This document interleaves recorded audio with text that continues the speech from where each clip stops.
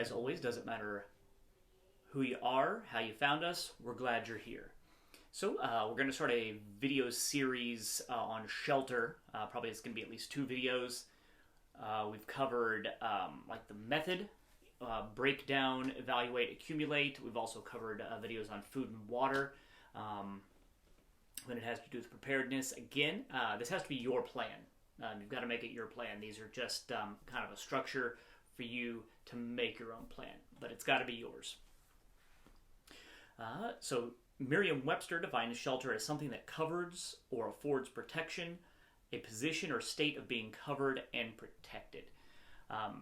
So a good shelter is going to involve a few things: walls and a roof, a place to go to the bathroom, a place to sleep, a place to cook, a place to dispose of waste, and some means of defense. Today we're probably going to focus on your home, or what we would call sheltering in place or bugging in. All right, so let's jump in and get started. So when considering shelter, depending on the type of emergency you're facing, you're either going to bug in or shelter in place, or evacuate or bug out. Different criteria are going to call for different things. You should probably come up with some trigger points about, like, hey, if this happens, we're going to do this. If this happens, we're going to do this. Again, we're going to cover bugging out or evacuating in another video, because that's a whole other thing, a whole different set of criteria. But you'll need to have a plan for both. All right, so you've decided to bug in or stay at home, and that's actually probably what's going to happen in most circumstances. It's going to be something where, all your supplies are already there. Not only the things you already use on a daily basis, your stored food, stored water, ways to cook them, things like that. That's already in place. You don't have to move it anywhere. You just need to get home. So that's going to be the ideal situation there. All right, so remember, even though you are at home now, you're staying at home, what we're actually preparing to deal with is without systems of support. So just because you're at home doesn't mean that the water is necessarily going to be on, the lights are going to be on, 911 is going to answer when you call. One or all those things may not be true. Or for many of us, kind of like we found in 2020, like all those things are still true, but we just can't leave the house. We have to stay in place. And so having, maybe I don't have to go out for food because I'm going to use some of the stuff I've got stored, which is even better for me, because I'm protecting myself in that way, depending on what the emergency is. But again, we're looking at food, water, shelter, energy, medical needs, and defense. So just keep that in mind when you're thinking about, hey, I have to stay at home, I have to hunker down. So when it comes to energy, do you have a generator in case the power goes out? If the water goes out, do you have a way to effectively boil that water? What if you can't use your stove because you have an electric stove? Do you have a way to start a fire so you can boil water? Or do you have a water filter? Do you have water stored in 1-gallon jugs? I think that's some of the stuff we covered in the food and water video.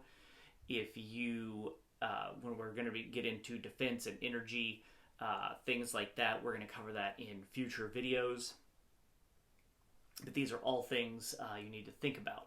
But the good thing about your house is you've got 4 walls and a roof. It's going to keep you warmer or cooler. It's going to keep the rain off of you. You've got locks on your doors already, so you've got some defense. Depending on your living situation, you might live rural, so your home may be hard to get to, hard to find, or even if you live in an urban area, Again, hopefully you've got good relationships with your neighbors. You can look out for each other. And again, you got those locks on the doors and things like that. So, one of the things to think about that a lot of people may not think about right up front is, are you expecting anybody else to show up? Or is there the possibility that anybody else is going to show up at your house and need a place to sleep, need food to eat? How many people? So do your food stores allow you to accommodate those people? Does the number of sleeping places to sleep in your house, beds, couches, floor space with sleeping bags, a tent pitched outside, does that allow you to accommodate for other people coming your way?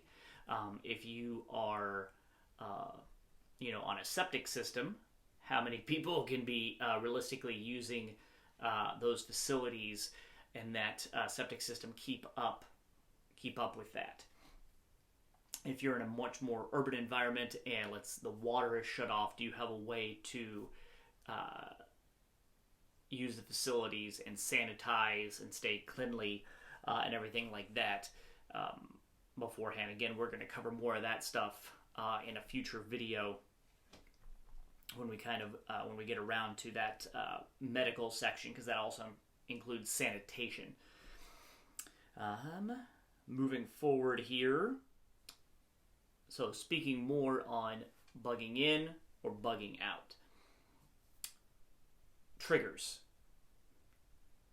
Talk with your spouse, your significant other, if they're around, or other family members.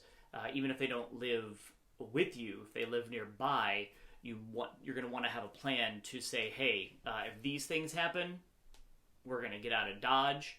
And it may be good to do something like that before you receive an order to evacuate from the local authorities. If these things happen, we know that we can shelter in place. So, this is our communication method to communicate not against each other, with each other. Or we're all going to come to this one location and do that. If you are, bugging out, are you going to be staying at a hotel? Are you going to be staying at a campground? Do you have a tent to stay at a campground? Things of that nature. This is all stuff you want to have worked out beforehand, because when, especially if, the local authorities are coming through and say there's a wildfire, there's a hurricane, or some other reason you need to leave your home, that's not the time to try to throw together a plan of having some place to stay. You should have that worked out beforehand. All right, guys, just as a reminder, wrapping up here for this one, you can find me on Minds. You can also find me on Flote, as well as obviously here on YouTube. Check out my books on Amazon in the description. It's going to give a more detailed breakdown of kind of the things we're talking about. Things to consider there. Hit that like button, subscribe, share, all that fun stuff. Want to start getting the word out there and help more people, really. All right, guys, have a good one. See you next time.